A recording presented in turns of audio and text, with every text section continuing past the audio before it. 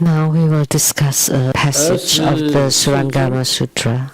At that time, the world-honored one said to Ananda, "You have already turned away from the teachings of the sravaka and pratyekabuddha, those of the lesser vehicle, and have aspired with diligence toward unsurpassed bodhi. Therefore, I now reveal to you the ultimate truth. How could you once again entangle yourself in worldly sophistries and false conditioning? You may be learned, but you are like someone who can discuss medicines but cannot recognize a real medicine when it is set before him. The Tathagata says that you are truly to be pitied. Now listen attentively, and I shall distinguish and explain this for you, so that those who in the future cultivate the Mahayana may also understand the reality of true suchness." Ananda was silent, awaiting the sagely instruction. So at that time, Sakyamuni Buddha told the Venerable Ananda, "Now, you rather turn away from the teachings of hardships of pratyekabuddhahood, which are the cultivation of the lesser vehicle.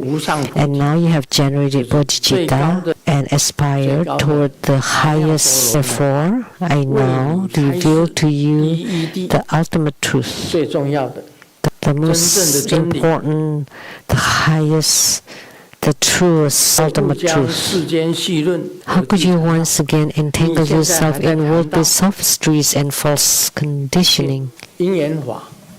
Deluded causes and conditions, because the concept of causes and conditions belong to the worldly dharma, and worldly sophistries, the rhetorics in the world, causes and conditions of the world, still entangle you and let yourself be held in bondage by them. The worldly dharma relates to the causes and conditions. Beyond worldly dharma has no causes and conditions, no aggregates, nothing. Ananda, Venerable, although you may be most learned, you have heard the most, you only heard the name of the medicine. When the real medicine appears before you, you do not know how to recognize or use it. You cannot differentiate which medicines are the real ones. There are 84,000 kinds of medicines. You cannot discern them nor use them. So Sakyamuni Buddha said that is pitiful, truly pitiful. Now listen attentively, that I, Sakyamuni Buddha, shall distinguish, discern, and explain this for you. Those who in the future cultivate the Mahayana, generate great bodhicitta, may also understand the reality of true suchness. Ananda was silent, awaiting the sagely instruction. That's what this piece means. Last night at the Shyatalichang temple, I said that the worldly dharma is different from the beyond worldly dharma. The worldly dharma talks about aggregates, causes and conditions, about self-arising. Beyond worldly dharma, dependent arising, self-arising, aggregates, causes and conditions, none of those exist. And the Saha world that we live in now are all dharma of causes and conditions. It's also aggregates. Our bodies are aggregates of the four elements. When you dissipate, you're gone. The whole universe is a combination or aggregate of the four elements. When the causes conditions cease, they'll all be gone. They all go through creation, existence, deteriorations, and annihilation. So when something arises, it would exist temporarily and then deteriorate and completely gone. The houses too. The new house just being built, and after living in it for 100 years, the person has died, but the house is still there. So the lifespan of the house is longer than our lifespan. and I work at the Bian and now everything is changed. Everything goes through creation, existence, deterioration, and emptiness or annihilation. The whole world is ever changing. So let me tell you, don't think that you're young and beautiful, but in the future you all will become Peter Lin, who's gone, and all of you will become the old Bodhisattva. Don't think that you're young and beautiful. Really fast. Just in a few years you will change. The lady 2 times 8, that's 16, is the most beautiful. 16 to 26. After 26, you start to change. It's changing fast, going through creation, existence, iteration, and annihilation. And humans also have their nature. They like beautiful, nice ones. And when they encounter ugly ones, they enter into the womb of a pig mother, being born as a piglet. So all the worldly dharma is due to causes and conditions and self-arising or naturally. Although they are naturally dependent arising and self-arising and aggregates, they are ever-changing. The only thing that does not change is the wondrous, luminous true mind of the beyond worldly dharma. That's the only reality. We can also say that's buddhanature, or the wondrous, luminous true mind, or the true suchness. It transforms into myriad things and include both the birth stages and the development stages. Then Sakyamuni Buddha will cover all the 6 elements: the earth, water, fire, wind, space, and consciousness, awareness. So awareness is consciousness. He created awareness. I asked Supreme Golden Mother, at what age will I die? She told me many times. And how to extend my lifespan? And she said, you have to perform the greatest good deeds in order to change your lifespan. And one more thing, she told me, you have a tiny little bit of karma, that's why you will suffer a little bit before death, the suffering before death. So my spiritual cultivation, to be honest, is not as good as my disciples could not become. Like my mother, who could leave the world fast, she did not suffer before death, and she got a stroke, and a few hours later she passed, and then she was cremated and produced the sarira. But the process, I knew she still had karma. At that time, I could still carry her to fly over mountains of arrows and knives, and to carry her to the clouds.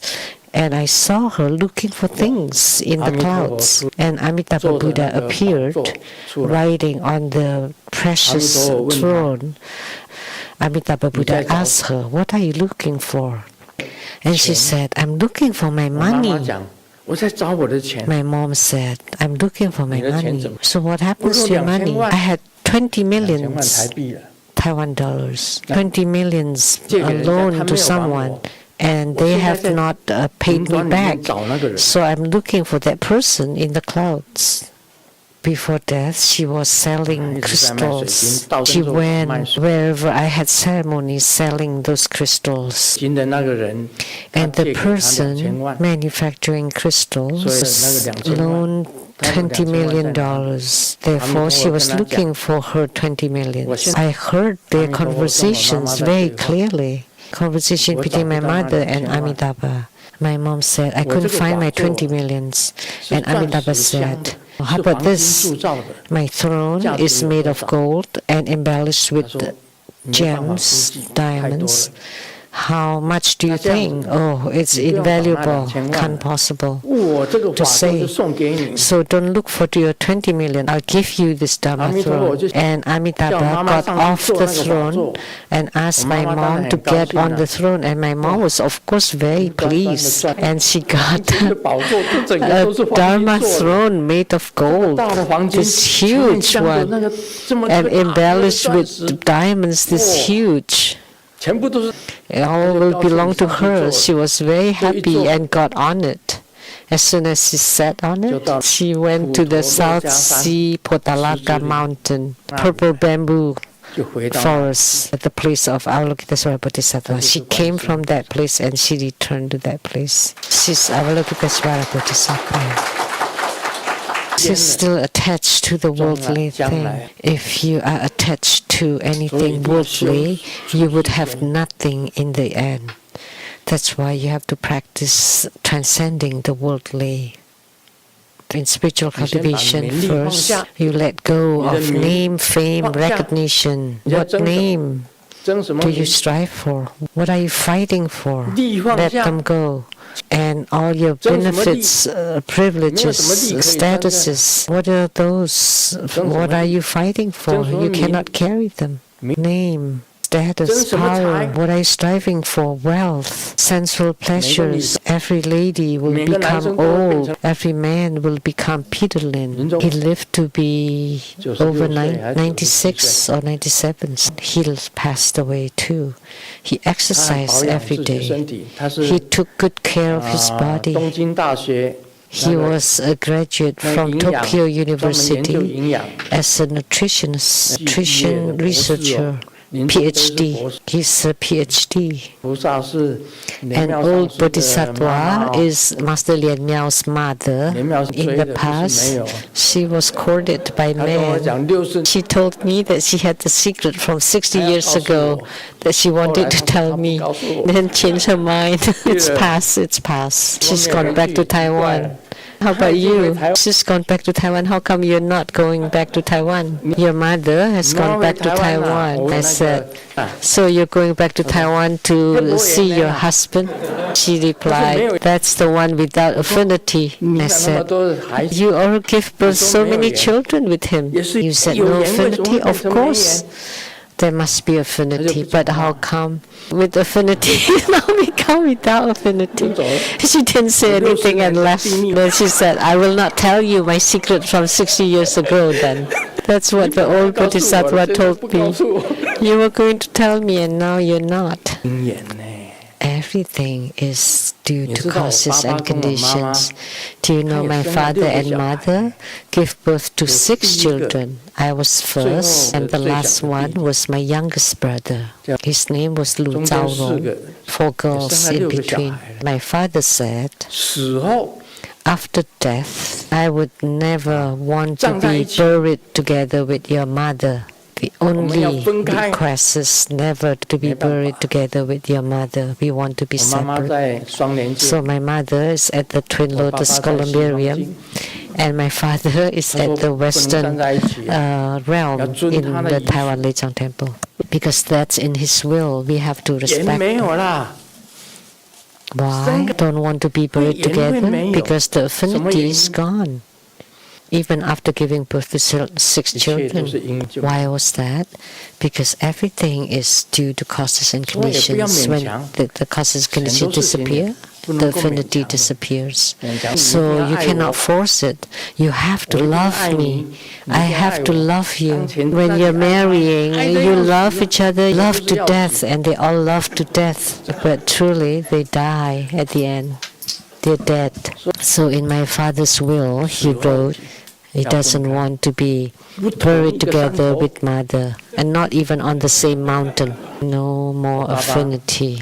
My father was very firm about this.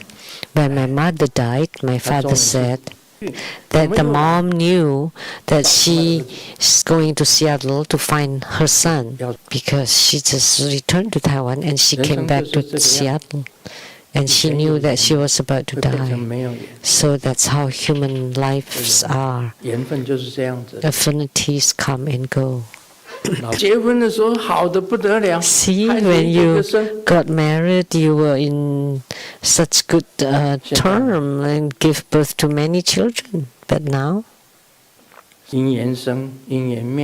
so arises with causes and conditions, ceases with causes and conditions. The aggregates will dissipate, and naturally arising will also disappear. Let me tell you, the only one is the wondrous, luminous, true mind, the buddhanature, everlasting. So what we cultivate now, the spiritual union of the time, is the wondrous, luminous, true mind, the true suchness.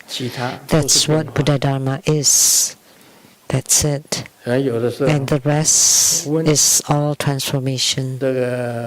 Sometimes I ask the Supreme Golden Mother, this person is coming, how is she? And then she said, this is good girl, a good one, good affinity. Then I would know. So I would know and clear about many things like this. Things in the world. In terms of the worldly Dharma, affinities come and go. They're all naturally arising. They're all combinations, aggregates, and dependent arising, but not in the beyond worldly Dharma.